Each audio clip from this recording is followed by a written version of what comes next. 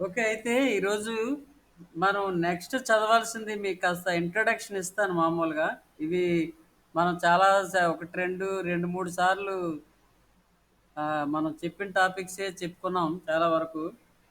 ఇంకేదైనా మీరు మీ మైండ్‌లో పలానా చాప్టర్ మరొకసారి రివిజన్ చేయండి అనేది ఏమైనా ఉంటే చెప్పండి. అది నేను చెప్తాను. లేదంటే నెక్స్ట్ మీకు సెకండ్ సెమిస్టర్‌లో కొంత ఇంట్రొడక్షన్ చెప్తాను. పలానా టాపిక్ ఈ టాపిక్ కొంచెం మళ్ళీ రివిజన్ చేయండి అని ఏదైనా అనిపిస్తే ఒకసారి చెప్పండి. అదే చెప్తాను.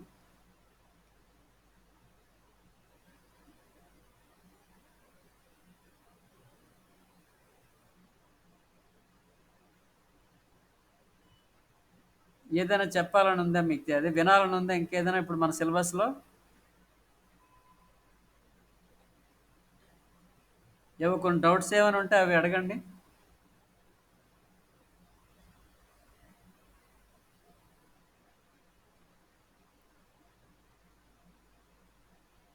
Sir Pratham short answers notes ఇవ్వండి సార్. ఏది? Short answers. ఓకే. అది కాకుండా ఇప్పుడు చెప్పడానికి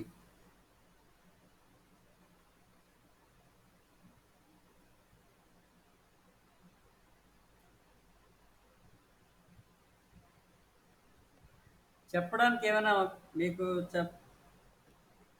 ఏమైనా చెప్పాల్సి ఉంటే చెప్పండి. లేదంటే నెక్స్ట్ మీకు సెకండ్ సెమ్ గురించి కొంత మీకు ఓవరాల్‌గా మీకు ఒక ఐడియా చెప్తాను. సార్ మొగస్తని సిండికా ఉంది కదా సార్, ఆ! దాని గురించి ఒకసారి చెప్పండి సార్. హ్మ్. ఓకే. Megasthenes indica. మెగస్తనీస్ అనేవాడు గ్రీకు రాయబారి. అది గుర్తుంది కదా! గ్రీకు రాయబారి అంటే సెల్యూకస్ నికెటర్ అనేవాడు అలెగ్జాండర్ తాలూకా సేనాని. అంటే అలెగ్జాండర్ భారతదేశం మీదకి క్రీస్తు పూర్వం 327, 26 అంటే పైనుంచి కిందకి కదా లెక్కిస్తాం. 27, 26 ఆ ప్రాంతాల్లో భారతదేశం మీదకి దండయాత్రకు వస్తాడు. అంటే పర్షియా రాజుని మూడవ డేరియస్ని ఓడించి అలబేలా అనే యుద్ధంలో మూడవ డేరియస్ని ఓడిస్తాడు. మూడవ డేరియస్ అంటే పర్షియా రాజు.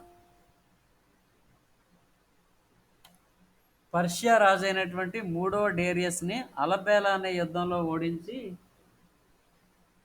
అలాగా అంటే ప్రపంచ విజేతను అవ్వాలని కదా అలెగ్జాండర్ కోరిక. అలెగ్జాండర్ ఆ విధంగా పర్షియా సామ్రాజ్యం ఎంతవరకు ఉంది అనేది అతను తెలుసుకోవాలనుకుంటాడు. అంటే పర్షియా సామ్రాజ్యం అప్పట్లో జాగ్రత్తగా వినండి. పర్షియా సామ్రాజ్యం అప్పట్లో మన భారతదేశానికి సంబంధించిన పంజాబ్ కూడా అందులో కలిసి ఉండేది. అర్థమైందే?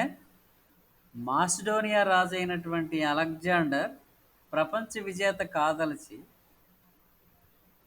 పర్షియా రాజ్యాన్ని అప్పట్లో పర్షియా రాజ్యం చాలా పవర్ఫుల్ కంట్రీ. ఆ పర్షియా రాజ్యాన్ని ఓడించి అంటే మూడవ డేరియస్ని ఓడించి రాజు పేరు.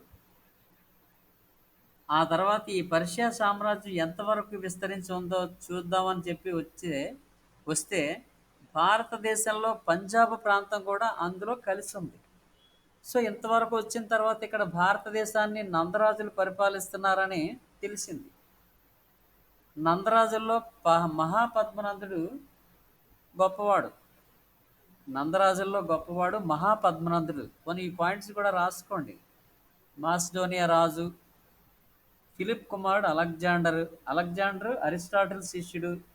ఇవి నాలెడ్జే మీకు కొంత. దీని గురించి మీకు సిలబస్లో క్లియర్గా పెట్టలేదు కానీ కొన్ని పాయింట్స్ రాసుకోండి. మాసిడోనియా రాజు అయిన ఫిలిప్ కుమారుడు అలెగ్జాండర్. అలెగ్జాండర్ ఏమో అరిస్టాటిల్ శిష్యుడు.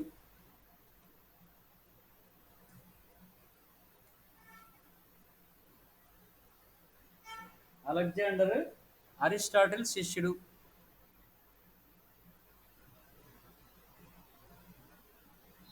అలెగ్జాండర్ ప్రపంచ విజేత కాదలిచి అలెగ్జాండర్ ప్రపంచ విజేత కాదలిచి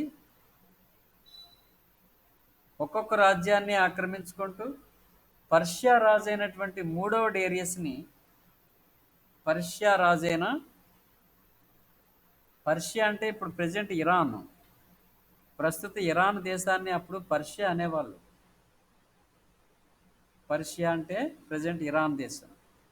ఆ ఇరాన్ని పరిపాలిస్తున్నటువంటి మూడవ డేరియస్ని అల్బేలా యుద్ధంలో ఓడించాడు.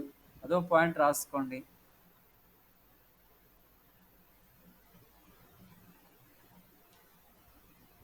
పర్షియా సామ్రాజ్యం భారతదేశంలో భాగమైన పంజాబ్ వరకు విస్తరించి ఉండేది.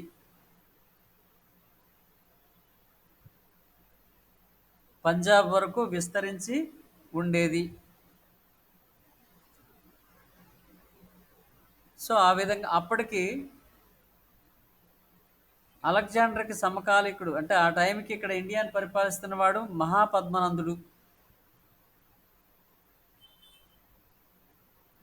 మహాపద్మనందుడు. సో అలెగ్జాండర్ పంజాబ్ వరకు వచ్చి భారతదేశం మీద కూడా దండయాత్రకి ఉద్యుక్తుడు అవుతాడు. దానికి పంజాబ్ ప్రాంతంలో అంబి అనే రాజు, పంజాబ్ రాజైనా అదే అక్కడ పంజాబ్ ప్రాంతంలో గాంధార ప్రాంతంలో అంబి అనే రాజు ఈ అలెగ్జాండర్కి అమ్ముడుపోతాడు. వాడి దగ్గర లంచం తీసుకొని దేశద్రోహానికి ఒడిగట్టి మన భారతదేశం సీక్రెట్లన్నీ చెప్పేస్తాడు. సో అంబి చేసిన ద్రోహం ఒక విధంగా పెద్ద ద్రోహమే. అలెగ్జాండర్ భారతదేశంలో ప్రవేశించిన తర్వాత అక్కడ పురుషోత్తముడు అనే ఒక హిందూ రాజు, జీలం రావి ఆ నదుల దగ్గర పురుషోత్తముడు తాలూకా రాజ్యం ఉంటుంది. జీలం నది ఒడ్డునే. ఆ పురుషోత్తముడికి అలెగ్జాండర్కి మధ్య హైడాస్పస్ యుద్ధం జరుగుతుంది. Battle of Hydaspes. అలెగ్జాండర్కి పురుషోత్తముడికి మధ్య జరిగిన యుద్ధం పేరు హైడాస్పస్. అది నోట్ చేసుకోండి.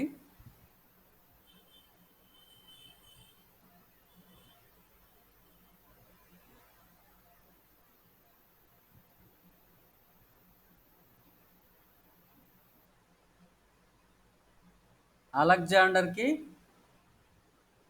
పురుషోత్తముడికి మధ్య జరిగిన యుద్ధం హైడాస్పస్ యుద్ధం. ఈ యుద్ధంలో పురుషోత్తముడు చాలా ధైర్య సాహసాలతో పోరాడతాడు, ధర్మయుద్ధం చేస్తాడు.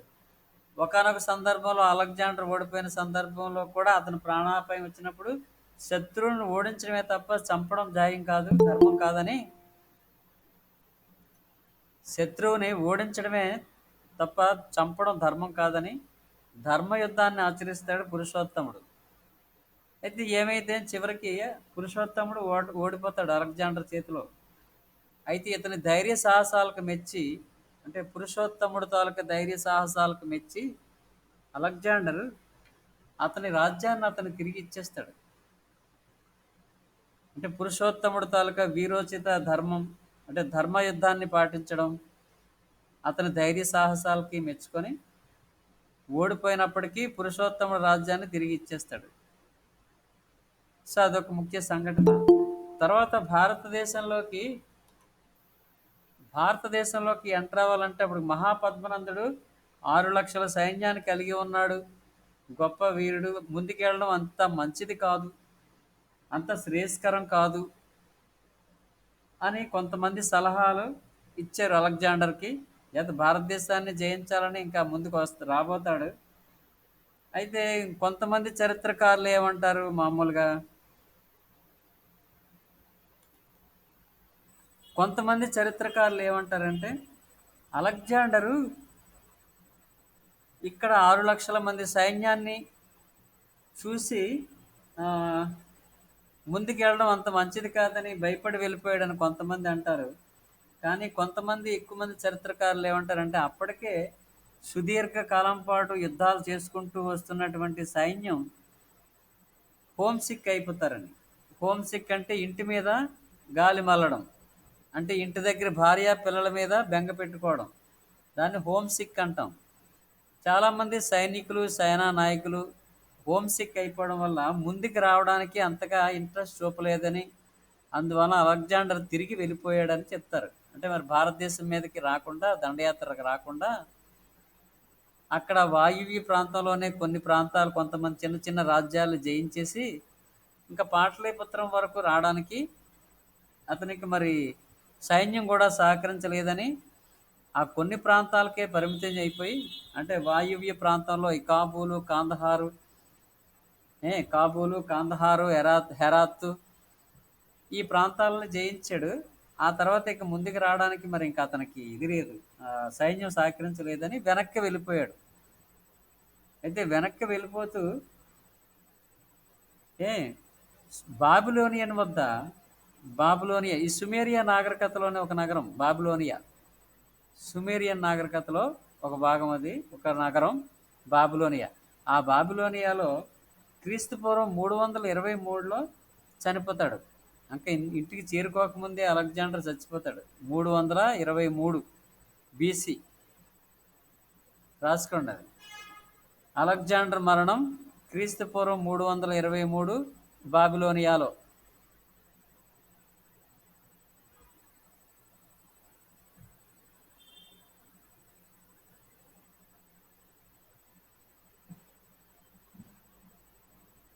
బాబిలోనియాలో మరణం అలెగ్జాండర్. అయితే అలెగ్జాండర్ చనిపోయిన తర్వాత అతన్ని పూడ్చిపెట్టిన దగ్గర రెండు అరచేతులు పైకెత్తి, ఖాళీ చేతులు, రెండు అరచేతులు పైకెత్తి తన విగ్రహాన్ని అక్కడ ప్రతిష్ఠించమంటాడు అనమాట. చనిపోయే ముందు రెండు చేతులు, ఖాళీ చేతులు పైకెత్తినట్టు అక్కడ సమాధి దగ్గర అతని విగ్రహాన్ని చెక్కమని ఆదేశిస్తాడు. అదేవిధంగా ఉట్టి చేతులు పైకి ఎత్తి ఉంచినట్టుగా ఆ అలెగ్జాండర్ విగ్రహం ఇప్పటికీ అక్కడ ఉంటుందండి బాబిలోనియాలో. అంటే దాని అర్థం ఏంటంటే, మనిషి పుట్టినప్పుడు ఒట్టి చేతులతోనే వస్తాడు, ఏది తీసుకొని రాడు. వెళ్ళిపోయేటప్పుడు కూడా ఏమీ తీసుకొని వెళ్ళలేడు, ఉట్టి చేతులతోటే వెళ్ళిపోవలసి ఉంటుంది. ఎంత ప్రపంచ విజేత అయినప్పటికీ, ఎన్ని రాజ్యాలు జయించినప్పటికీ కూడా వట్టి చేతులతోనే తను ఈ లోకాన్ని విడిచిపెట్టి వెళ్ళిపోయాడు కదా. సో అది అతని తాలూకా ఉద్దేశం. ఆ విధంగా అలెగ్జాండర్ తాలూకా విగ్రహం అక్కడ ప్రతిష్ఠించడం జరిగింది. ఓకే. అయితే ఇక్కడ విషయం ఏంటి మీకు చెప్పదలుచుకున్నది, ఈ కాబూలు, కాందహారు, హెరాత్, బెలూచిస్తాను ఈ ప్రాంతాలు ఏవైతే ఉన్నాయో అలెగ్జాండర్ అంతవరకు జయించుకొచ్చాడు కదా. ఆ ప్రాంతాలకి తన సేనాని అయినటువంటి సెల్యూకస్ని తన ప్రతినిధిగా అక్కడ ఉంచి తిరిగి వెళ్ళిపోతూ బాబిలోనియాలో చచ్చిపోయాడు. బాబిలోనియాలో మరణిస్తాడని చెప్పుకున్నాం. సో ఈ సెల్యూకస్ నికిటారుని ఈ మన మౌర్య చంద్రగుప్తుడు ఉన్నాడు కదా, అంటే కౌటిల్యుడి సహకారంతో నందవంశాన్ని నిర్మూలించి మౌర్య సామ్రాజ్యాన్ని స్థాపించాడు కదా చంద్రగుప్త మౌర్యుడు. నందవంశంలో చివరివాడైనటువంటి ధననందుడిని ఓడించి నందవంశాన్ని నిర్మూలించి మౌర్య వంశాన్ని స్థాపిస్తాడు. మౌర్య సామ్రాజ్య స్థాపకుడు చంద్రగుప్త మౌర్యుడు. ఈ చంద్రగుప్త మౌర్యుడు ఈ సెల్యూకస్ మీద క్రీస్తు పూర్వం 303లో సెల్యూకస్ మీద దండయాత్ర చేసి సెల్యూకస్ను ఓడించి ఈ కాబూలు, కాందహారు, హెరాత్, బెలూచిస్తాను ఈ ప్రాంతాలని ఆక్రమించుకుంటాడు చంద్రగుప్త మౌర్యుడు. అర్థమవుతుంది కదా. ఈ సెల్యూకస్ను ఓడించి ఈ ప్రాంతాలని ఆక్రమించుకుంటాడు, అంటే సెల్యూకస్ను ఓడిపోయాడు కాబట్టి. అయితే సెల్యూకస్ తన కుమార్తెనిచ్చి చంద్రగుప్త మౌర్యుడికి వివాహం చేశాడని కథ కూడా ఉంది. సెల్యూకస్కి 500 గజబలాన్ని, 500 ఏనుగుల్ని బహుమానంగా తిరిగి ఇచ్చినట్టుగా కాబూలు, కాందహారు, హెరాత్, బెలూచిస్తాన్ ప్రాంతాలని మౌర్య సామ్రాజ్యంలో కలుపుకోవడానికి అక్కడ ఒక సంధి ఒప్పందం జరిగింది సెల్యూకస్కి చంద్రగుప్త మౌర్యుడికిని. అర్థమైందా. ఓడిపోయి తీసుకున్న ప్రాంతాలు అవి. తర్వాత 500 గజ అంటే ఏనుగుల్ని సెల్యూకస్కి బహుమానంగా ఇవ్వడం, అతను కుమార్తెని పెళ్లి చేసుకోవడం, ఇది సంధి సంప్రదింపుల్లో భాగాలు. ఆ సందర్భంగా సెల్యూకస్ మెగస్తనీస్ని రెండో అంటాం మౌర్య చంద్రగుప్తుని ఆస్థానానికి పంపిస్తాడు రాయబారిగా. సెల్యూకస్ తన ఆస్థానంలోని, అంటే మరి గ్రీకులు కదా వాళ్ళు, గ్రీకు రాయబారి. సెల్యూకస్ అంటే మరి గ్రీకు దేశం నుంచి వచ్చిన వాడికి గ్రీకు రాయబారి. సో గ్రీకు రాజు అతని దగ్గర ఉన్నటువంటి మెగస్తనీస్ అనే రాయబారిని మౌర్య సామ్రాజ్యానికి ఇక్కడ పాటలీపుత్రానికి పంపిస్తాడు. అది మెగస్తనీస్ తాలూకా కథ. సెల్యూకస్ నికెటార్ పంపిస్తాడనమాట. ఈ మెగస్తనీస్ చంద్రగుప్త మౌర్య చంద్రగుప్తుని ఆస్థానంలో ఉంటాడు. ఆస్థానంలో ఉండి ఇక్కడ తను చూసింది విన్నది భారతీయ సమాజం గురించి, ఇక్కడ ఆచారాలు కట్టుబాట్లు, సమాజం, బానిస వ్యవస్థ, కరువు కాటకాలు, పరిపాలన ఇవన్నీ ఎలా ఉన్నాయో తను ఇండికా అనే గ్రంథంలో రాస్తాడనమాట. ఓకే, తను ఇక్కడ చూసినవి విన్నవి సమాజం గురించి కానీ, పరిపాలన గురించి కానీ, రాజుల గురించి కానీ, బానిస వ్యవస్థ గురించి కానీ, నాటి కరువు కాటకాల గురించి అన్ని వివరాలు కూడా ఈ మెగస్తనీస్ ఇండికా అనే గ్రంథంలో రాస్తాడు. ఓకే, ఈ ఇండికా అనే గ్రంథంలో ఏంటంటి విషయాలు హైలైట్స్ చెప్పాడు మెగస్తనీస్? భారతదేశంలో కరువు కాటకాలు లేవని రాస్తాడు. అలాగే భారత సమాజం 7 కులాలుగా విభజించబడిందని చెప్తాడు. యాక్చువల్గా కులాలు కాదు, ప్రొఫెషన్స్, అంటే వృత్తుల వాళ్ళు. అంటే సైనికులు, వ్యవసాయదారులు, ఫిలాసఫర్స్ అంటాడు. అంటే ఈ వివిధ వృత్తుల వాళ్ళని కన్ఫ్యూజ్ అయ్యి భారతీయ సమాజం 7 కులాలుగా విభజించబడిందని ఇండికా గ్రంథంలో చెప్తాడు. నిజానికి 7 కులాలు కావాలి, వృత్తులు. సో ఇంకేం చెప్తాడు? భారతదేశంలో బానిస వ్యవస్థ లేదు అంటాడు. భారతదేశంలో బానిస వ్యవస్థ లేదు అంటే బానిసలు ఇక్కడ ఉన్నారు, కాకపోతే అక్కడ రోమన్ సామ్రాజ్యంలోనూ గ్రీకు సామ్రాజ్యంలోనూ ఉన్నటువంటి బానిస వ్యవస్థ వేరు. అక్కడ కంప్లీట్గా బానిస వ్యవస్థ అంటే నిజమైన బానిసలు అక్కడ ఉంటారు. అంటే అమ్ముడు పోయో, యుద్ధంలో పట్టుబడో, అప్పు తీర్చలేకో బానిసలుగా అమ్ముడుపోతారు. వాళ్ళు పగలంతా పనిచేసిన తర్వాత రాత్రులు వాళ్ళని కట్టేసి ఉంచుతారు. అంటే వాళ్ళకి విడుదల లేదు. అది కంప్లీట్ బానిస వ్యవస్థ అనేది ఐరోపా సామ్రాజ్యంలో ఉండేది, ఉంది ఆ రోజుల్లో బానిస వ్యవస్థ అనేది. ఓకే, అయితే ఈ బానిస వ్యవస్థ అనేది భారతదేశంతో పోల్చుకుంటే అంటే భారతదేశంలో లేదనే చెప్పాలి. భారతదేశంలో బానిస వ్యవస్థ లేదనే చెప్పాలి. ఇక్కడ బానిసలు అంటే ఇళ్లలో పనిచేసే వాళ్ళు శూద్ర జాతికి చెందినటువంటి వాళ్ళు. శూద్రులు పై వర్ణాల ఇళ్లలో పనిచేసుకుంటూ పాచి పని చేసుకుంటూ బ్రతికేవాళ్ళు. వీళ్ళకి వేరే ఆధారం లేదు, అంటే వేరే ఆర్థిక వనరులు లేవు, స్వతంత్రం కూడా సరిగా ఉండేది కాదు. వీళ్ళు బ్రాహ్మణ, క్షత్రియ, వైశ్య వర్ణాల వారికి సేవ చేసుకుంటూ ఒక విధమైనటువంటి బానిసలాగే బ్రతికేవాళ్ళు. కానీ ఈ బానిస వ్యవస్థ వేరు. అక్కడ బానిస వ్యవస్థ అంటే డిఫరెంట్ అని చెప్పాను. అందువలన దాంతో పోల్చుకుంటే ఇది నిజమైన బానిస వ్యవస్థే కాదు. అందుకని భారతదేశంలో బానిస వ్యవస్థ లేదు, బానిసలు లేరు అని అంటాడనమాట. అలా అనడానికి కారణం అది. ఓకే, ఇంకేమంటాడు మెగస్తనీస్ ఇండికాలో? ఇక్కడ మున్సిపాలిటీ పరిపాలన గురించి అద్భుతంగా వివరించాడు. మున్సిపాలిటీ పరిపాలన అంటే పాటలీపుత్ర మున్సిపాలిటీ నగర పరిపాలన గురించి వివరిస్తాడు. 30 మంది సభ్యులు,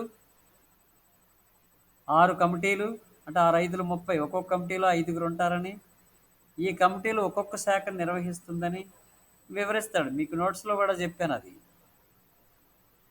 అలాగే మౌర్యుల తాలూకా సైన్యం ఈ కాల్బలం, రథబలం, అశ్వబలం, గజబలం, నావికాబలం ఇలాగా ఇన్ని విధాలుగా విభజించబడింది.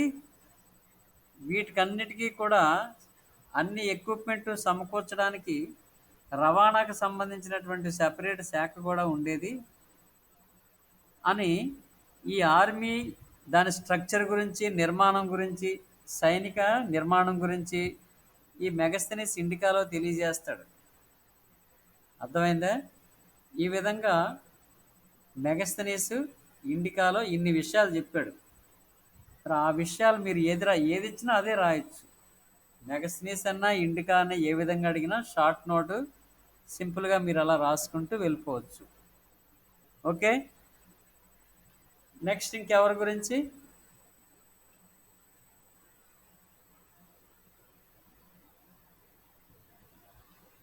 ఇంకొక షార్ట్ నోట్ ఏదైనా ఎక్స్ప్లెయిన్ చేయమంటే చేస్తాను.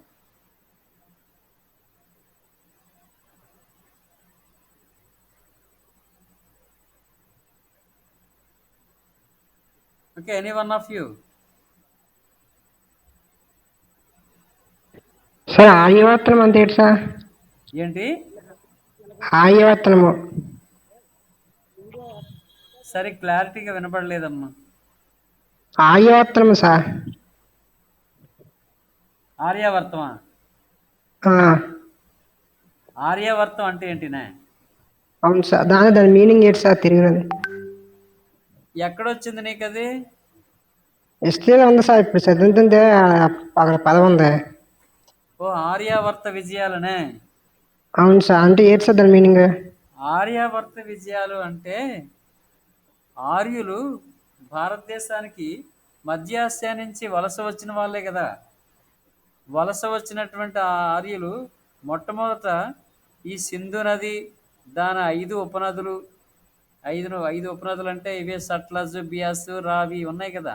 5 ఉపనదులు, సరస్వతి, ఈ 7 ఉపనదులు అంటే 7 నదులు సప్త సింధు అంటారు. ఈ సప్త సింధు ప్రాంతంలోనే స్థిరపడ్డారు ఆర్యులు. ఆ తర్వాత మలివేద కాలం నాటికి అక్కడి నుంచి ఉత్తరప్రదేశ్, బీహారు, బెంగాల్ వరకు వస్తారు, విస్తరిస్తారు. అలాగా నార్త్ బెల్ట్ అనమాట. అలాగా ఉత్తర భారతదేశంలోని పంజాబ్ నుంచి ఆ తర్వాత దిగువకి ఉత్తరప్రదేశ్, దాన్ని మళ్ళీ పడమటికి ఇది తూర్పుకి వెళ్తే బీహారు. అది దాన్ని ఏమంటారంటే ఆర్యులు నివసించిన ప్రాంతం. ఆర్యులు ఋగ్వేద కాలంలోను మలివేద కాలంలోను ఆర్యులు విస్తరించినటువంటి ప్రాంతం. ఆర్య విస్తరణ గురించి శతపథ బ్రాహ్మణంలో చెప్పబడింది. అంటే సప్త సింధు ప్రాంతం నుంచి ఏ విధంగా విస్తరించారు అనేది శతపథ బ్రాహ్మణం. అంటే యజుర్వేదానికి అనుబంధంగా రాయబడినటువంటి శతపథ బ్రాహ్మణంలో ఆర్యుల తాలూకు విస్తరణ గురించి ఉంది. ఆర్యులు ఆ విధంగా యమునా నది దాటి దిగువకు రాలేదు. యమునా నది దాటి దక్షిణ భారతదేశం వైపు రాలేదు. అలాగా ఆ యమునా నది పైనే అలా పంజాబ్ నుంచి యూపీ, బీహార్, బెంగాల్ వరకు ఆ ప్రాంతం ఆర్యులు అనేవాళ్ళు అప్పుడు విస్తరించారు, నివసించారు. అనార్యులతో యుద్ధాలు చేశారు, పరిపాలన చేశారు. ఆ ప్రాంతాన్ని ఆ పంజాబ్ నుంచి బెంగాల్ వరకు ఉన్నటువంటి ఆ పై బెల్ట్ని ఏమంటారంటే ఆర్యావర్తం. అంటే ఆర్యులు నివసించిన ప్రాంతం, ఆర్యులు పాలించిన ప్రాంతం, ఆర్య నాగరికత విస్తరించినటువంటి ప్రాంతం, అది ఆర్యావర్తం. ఓకే, ఆర్యావర్తంలో ఉన్నటువంటి రాజ్యాలని సముద్రగుప్తుడు 2 సార్లు దండయాత్ర చేసి ఆ ఆర్యావర్తంలో ఉన్నటువంటి రాజులను ఓడించి ఆ ప్రాంతాన్ని సామ్రాజ్యంలో కలిపేసుకుంటాడు. ఓకే, 2 ఆర్యావర్త యుద్ధాలు జరుగుతాయి. అంటే 2 సార్లు చేస్తాడు యుద్ధాలు. ఆ భూభాగం అంటే జయించిన రాజ్యాలన్నింటినీ కూడా తన సామ్రాజ్యంలో కలిపేసుకుంటాడు సముద్రగుప్తుడు. కానీ దక్షిణ భారతదేశంలో ఆక్రమించినటువంటి అది ఓడించిన 12 రాజ్యాలని వాళ్ళకే తిరిగి ఇచ్చేస్తాడు. కేవలం శిస్తు మాత్రం తీసుకుంటాడు. శిస్తు అంటే కప్పం అంటారు, సంవత్సరానికి ఇంత అని కట్టాలి. అర్థమైందా? అది ఆర్యావర్తం. అంటే అది ఆర్యులు విస్తరించిన నాగరికత, వాళ్ళు పాలించిన ప్రాంతం ఆర్యావర్తం. Any doubts? ఇంకేమైనా డౌట్ ఉంటే అడగది. క్లారిటీ వచ్చిందే? వచ్చింది సార్. ఇంకెనీ one of you any doubt?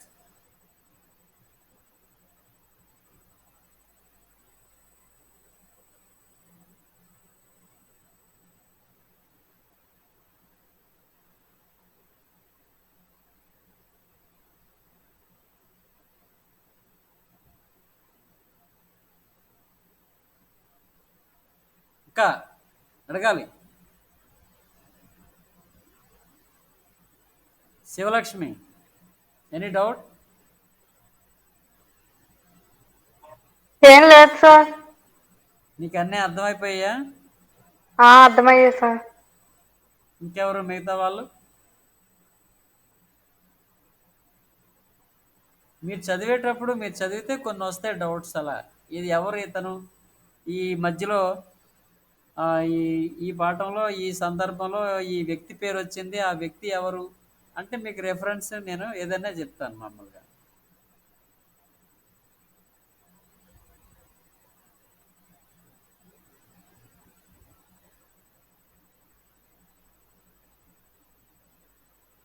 కౌటిల్యుడు తెలిసిందే కదా. కౌటిల్యుడు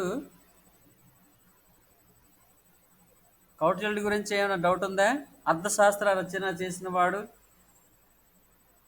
అర్థశాస్త్రం అనేది మీకు రాజనీతి శాస్త్రంలో కూడా వస్తుంది.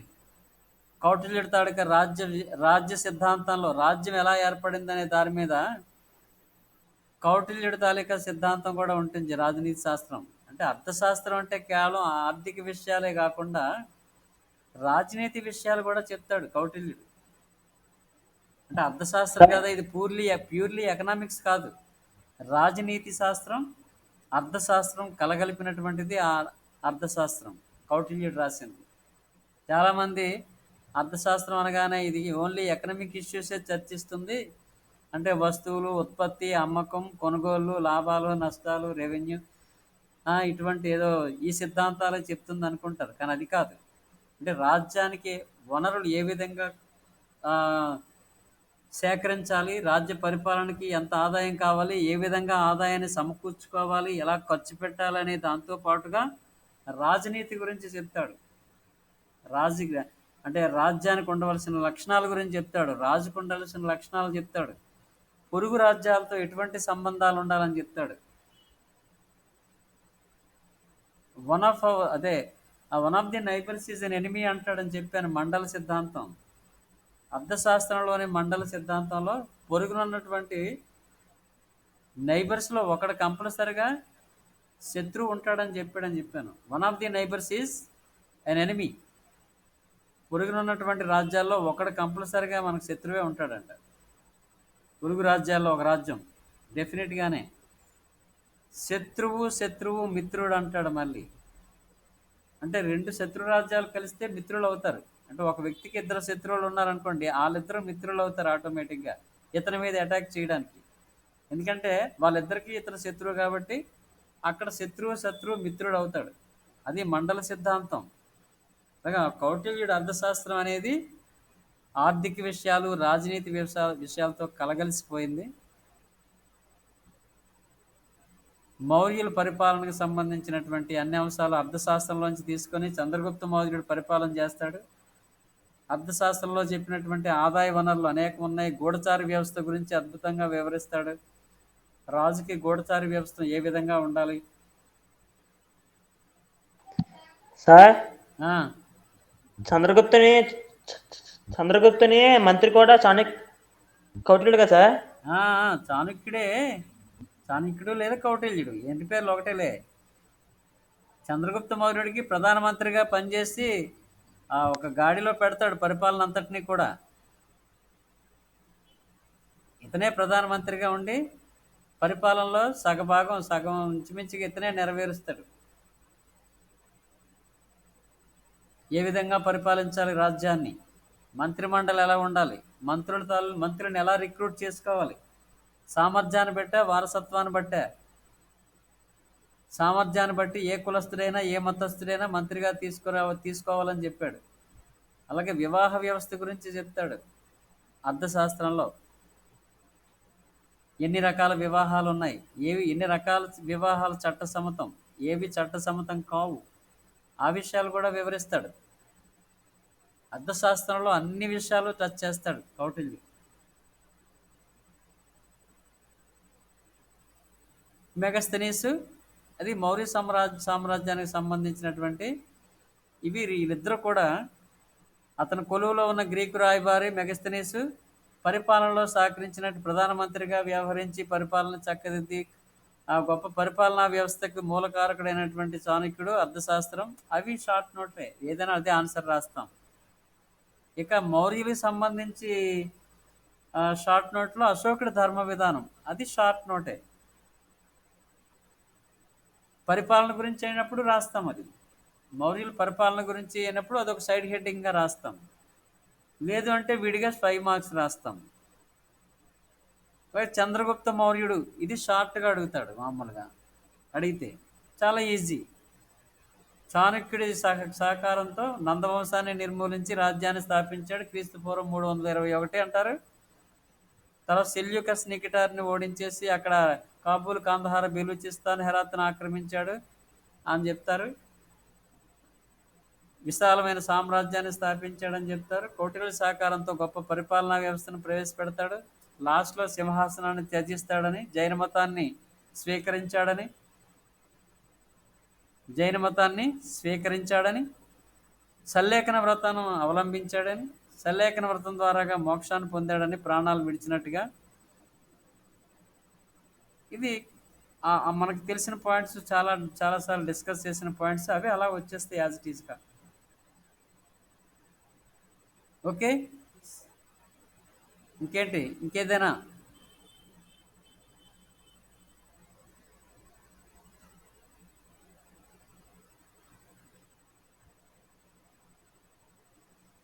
హుయాన్ సాంగ్ సపరేట్గా మీకు దానికి ఏమైనా నోట్స్ రాసుకున్నారా హుయాన్ సాంగ్ గురించి?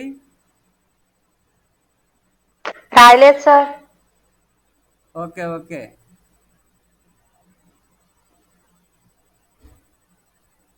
షార్ట్లు ఏంటేంటి రాసుకున్నారో ఒకసారి ఒక పేపర్ మీద నాకు ఏమున్నాయి మీ దగ్గర, ఏం రాసుకున్నారనేది నాకు పెట్టండి. లేనివేంటో ఐడెంటిఫై చేస్తాం. మీ దగ్గర ఉన్నాయేంటో ఇప్పుడు చెప్పగలరా? ఉన్నవేంటో షార్ట్. 3 ఎన్నో ఉన్నాయి సార్, అంతే. ఎన్ని? 3. 3 షార్ట్ ఆన్సర్స్ అవే చెప్పారు సార్.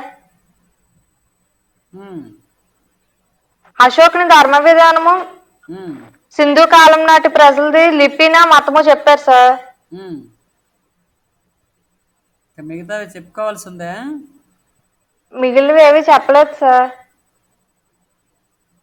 ఓకే. సరే, అదే కవర్ చేసేస్తాను కదా అవిని. ఇంకేమైనా డౌట్స్ ఉంటే ఇప్పుడు ఏదైనా ఇంకా అడిగండి.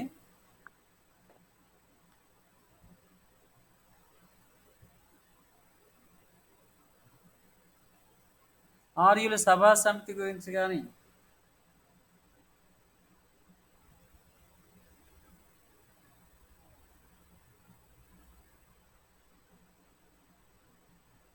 మలివేద కాలం నాటి సమాజం, అది షార్ట్ నోట్ అడుగుతుంటాడు. మలివేద కాలం నాటి సమాజం, అది చెప్పాను మీకు. ఉన్నది సార్ అది. ఋగ్వేద కాలం నాటి సామాజిక, ఆర్థిక, సాంఘిక అన్ని పరిస్థితులు, అందులో ఏది అడిగినా షార్ట్ నోట్ అందులోంచి తీసి రాసుకోవచ్చు, చెప్పాను. అలాగే పల్లవులకు సంబంధించి మహేంద్రవర్మ లేదా మొదటి నరసింహవర్మ, వీళ్ళ గురించి మీకు షార్ట్లు ఉన్నాయా? చెప్పాను కదా అవి. ఒకసారి నోట్స్లో చెక్ చేసుకోండి అవి. మొదటి మహేంద్రవర్మ, మొదటి నరసింహవర్మ, పల్లవులకు సంబంధించి.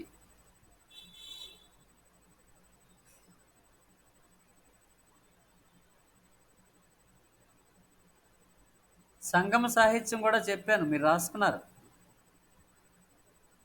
మీ నోట్స్లో చెక్ చేసుకుంటే ఉంటుంది. సంగమ సాహిత్యం గమనించారో లేదో ఒకసారి చెక్ చేయండి. సార్ అది నోట్స్ రాయలేదు సార్, మొన్న ఇంపార్టెంట్ పాయింట్స్ రాసాం సార్. కానీ అంతకుముందు నేను ఒకరోజు చెప్పాను, గుర్తుందో లేదో మరి మీకు. నోట్స్ ఇవ్వలేదు సార్ సంగమ సాహిత్యం. ఏదో చెప్పినట్టు గుర్తొస్తుంది. మన పాఠం అంతా వివరించినప్పుడు మాత్రమే 5 పాయింట్స్ రాసుకున్నారా? ఇంపార్టెంట్ పాయింట్స్ రాసాం సార్. ఆ రోజు నోట్స్ పెట్టమంటే పెడతా అన్నారు సార్, ఇంక పెట్టలేదు. ఓకే. శాతవాహనులకు సంబంధించి గౌతమిపుత్ర శాతకర్ణి చెప్పలేదు సార్ నోట్స్. కానీ పాఠం 2-3 సార్లు ఎక్స్ప్లెయిన్ చేశాను కదా. ఆ, అయితే పాఠాలు అయితే మామూలుగా రివిజన్ 2-3 సార్లు అయిపోయి, కానీ కొన్ని మీకు ఇంకా సాలిడ్గా కొన్నిటికి ప్రత్యేకించి ఆన్సర్లు కావాలంటున్నారా? అయితే పెద్ద క్వశ్చన్లకు సంబంధించి ఇప్పుడు జైన బౌద్ధ మతాలు రెండు ఇప్పుడు పెట్టేస్తాను. ఒక గంటలో రాకపోతే నాకు ఒకసారి ఫోన్ చేయండి. అలాగే సార్. ఓకే. ఇంకా మీకు మొదటి మహేంద్రవర్మ 5 మార్క్స్కే వస్తుంది. తర్వాత మొదటి నరసింహవర్మ గుర్తుండాలి. తర్వాత రాజేంద్ర చోళుల్లో షార్ట్గా అయితే పెద్ద క్వశ్చన్ అయితే స్థానిక స్వపరిపాలన లక్షణాలు, అది 100% దాన్ని చదవాలి. అలాగే అరబ్బుల దండయాత్ర, దాని ఫలితాలు, దాని ప్రభావం, అరబ్బుల సింధు దండయాత్రపై ప్రభావం అనేది పెద్ద క్వశ్చన్ కూడా రావడానికి అయితే ఛాన్స్ ఉంది, కానీ షార్ట్ అది రాకపోతే ఇది వస్తుంది. కానీ 2 రావు దాంట్లోంచి. అయితే పెద్దది లేదా షార్ట్ అని వస్తుంది. ఇంకా శాతవాహనుల కాలం నాటి సామాజిక, ఆర్థిక, సాంఘిక, రాజకీయ, అదే మత పరిస్థితులు ఏవైతే ఉన్నాయో అది 100% మీరు చదివి తీరాల్సిందే. అది మీకు అది కూడా పెట్టాను మీకు వాట్సాప్లో, మీరు రాశారో లేదో. నెక్స్ట్ పెట్టారు సార్. తర్వాత మౌర్యుల పరిపాలన కూడా 100% మీరు అది అందులో క్వశ్చన్ ఉండి తీరుతుంది. అలాగే ఆర్యుల తాలూకా సామాజిక, ఆర్థిక, సాంఘిక పరిస్థితులు కూడా క్వశ్చన్ ఉండి తీరుతుంది. నెక్స్ట్ సింధు నాగరికత లక్షణాలు, అది కూడా క్వశ్చన్ పేపర్లో కనిపిస్తుంది అంతే. అంటే కొన్ని సాలిడ్గా కొన్ని క్వశ్చన్లు ఎప్పుడు వస్తుంటాయి. పల్లవులకు సంబంధించి పల్లవులు భారతదేశానికి అందించినటువంటి సాంస్కృతిక సేవ, అంటే పల్లవుల కాలం నాటి విద్య ఎలా ఉంది, పల్లవుల కాలం నాటి సాహిత్యం, ఎంతమంది కవులు ఏం రాశారు, ఆల్వార్లు నయనార్లు రచనలు ఏంటి, దండి దశకుమార చరిత్ర, తర్వాత ఇంకేంటవి, మత్త విలాస ప్రహసనం మొదటి మహేంద్రవర్మ రాశాడని, భారవి కిరాతార్జునీయం, ఇవన్నీ కూడా సాహిత్యం, ఎంత గొప్ప సాహిత్యం నిలబడింది. అలాగే 4 రకాల శైలులు ఉంటాయి కదా, మహేంద్ర శైలి, మమ్మల్ల శైలి, నందివర్మ శైలి, జైహిం శైలి అని 4 రకాల శైలులు. ఇది పల్లవుల తాలూకా అదే ఏంటది, పల్లవుల తాలూకా వాస్తు శిల్పం, 4 రకాల శైలులు ఉంటాయని. ఇది క్వశ్చన్ కూడా మీకు 100% రావడానికి ఛాన్సెస్ ఉన్నాయి. అది కూడా మీరు ఎక్స్పెక్ట్ చేయొచ్చు. ఒకవేళ హర్షవర్ధనుడికి సంబంధించి హర్షవర్ధనుడు అని సింపుల్గా మీకు షార్ట్ నోట్ ఇచ్చేయవచ్చు. అంటే హర్షవర్ధనుడు ఘనత అని అడగకుండా, ఒకవేళ ఘనత అడగడానికి ఛాన్స్ ఉన్నాయి, కానీ లేదంటే హర్షవర్ధనుడు అని సింపుల్గా అంటాడు. సంగమ సాహిత్యం అని సింపుల్గా అనొచ్చు. ఇంకా హర్షవర్ధనుడు అనేటప్పుడు మొత్తం ఇదంతా మీరు రాసుకొని టైం అంతా అక్కడే ఖర్చు చేయకూడదు. ఇంకా హర్షవర్ధనుడు చేసినటువంటి ఆ అదే మత సేవ, తర్వాత సాహిత్య సేవ, అంటే హర్షవర్ధనుడు బౌద్ధ మతానికి చేసినటువంటి మత సేవ, హర్షవర్ధనుడు దానగుణం అంటే మహామోక్ష పరిషత్తులు, అతని తాలూకా సాహిత్య సేవ, ఎవరెవరు ఏ ఆస్థానంలో ఏం రాశారో అతను స్వయంగా రాసినవి ఏంటి, అలా రాసిస్తారు, సింపుల్గా రాసిస్తారు. అది అంటే ఇచ్చిన దాన్ని బట్టి మీరు దాన్ని కంపోజ్ చేసుకోవాలి ఒక విధంగా. అంటే క్వశ్చన్ ఎలా ఇచ్చాడు, ఒక్కోసారి మనం పెద్ద క్వశ్చన్ చదువుతాం, 10 or 15 మార్క్స్ చదువుతాం, షార్ట్ నోటే వస్తుంది. అలా షార్ట్ నోట్ వచ్చినప్పుడు మీ దగ్గర మ్యాటరు 15 మార్క్స్కి మీ మైండ్లో ఉంది మ్యాటరు, కానీ మీకు షార్ట్ నోట్ 5 మార్క్స్కి అడిగేశాడు. అలాంటప్పుడు ఏం చేస్తారు మీరు, ఈ 15 మార్క్స్కి ఉన్నటువంటి మొత్తం మీ మైండ్లో ఉన్న మ్యాటర్లో హైలైట్స్ తీసుకొని రాయాల్సి ఉంటుంది. ముఖ్యమైనటువంటి పాయింట్స్ అన్నీ తీసి ఏరుకోరి అలాగా ఒక పేజీ రాసేస్తారు 5 మార్క్స్కి. ఒక్కొక్కసారి షార్ట్ నోట్కి చదువుతాం, పెద్ద క్వశ్చన్ వస్తుంది, అప్పుడు కొంచెం తెలివి ఉపయోగించి రాయాలి. అంటే మనం ఈ డిస్కస్ చేసినప్పుడు కొన్ని పాయింట్లు అలా ఆలోచిస్తే గుర్తొస్తాయి. అతనికి సంబంధించినటువంటి సంఘటనలు, ఆ వ్యక్తికి సంబంధించినటువంటి ఇతర సంఘటనలు కూడా ఇందులో యాడ్ చేసుకుంటూ మీ సొంత వాక్యాలతో సొంత పదాలను ఉపయోగించి మ్యాటర్ని అన్లార్జ్ చేయాలి. వేరే విషయాలు ఏవో పెట్టేయకుండా మ్యాటర్ని ఆ విధంగా ఎన్లార్జ్ చేసుకుంటూ వెళ్ళాలి. ఈజీ, అది కూడా. మీరు దాని గురించి ఏం వర్రీ అక్కర్లేదు. ఎందుకంటే మీరు చాలా పాయింట్స్ చాలా సందర్భాల్లో ఎక్కువగానే విన్నారు. ఇప్పుడు హర్షవర్ధనుడి గురించి మొత్తం మ్యాటర్ విన్నారు. 5 మార్క్స్ అడుగుతారు, రాయొచ్చు, లేదా పెద్దదైనా రాయగలరు మీరు. సముద్రగుప్తుడి గురించి షార్ట్ అడిగారు అనుకోండి, సముద్రగుప్తుడు అలహాబాద్ శాసనం గురించి వివరిస్తే సరిపోద్ది, అతని విజయాలన్నీ రాస్తే సరిపోద్ది. You need not worry. మీ దగ్గర చాలా మ్యాటర్ ఉంది. మీరు మరి నేను ఎన్నిసార్లు చెప్పింది మీరు వినుంటే చాలు, గుర్తొస్తే ఆటోమేటిక్గా మీరు ఆలోచిస్తే.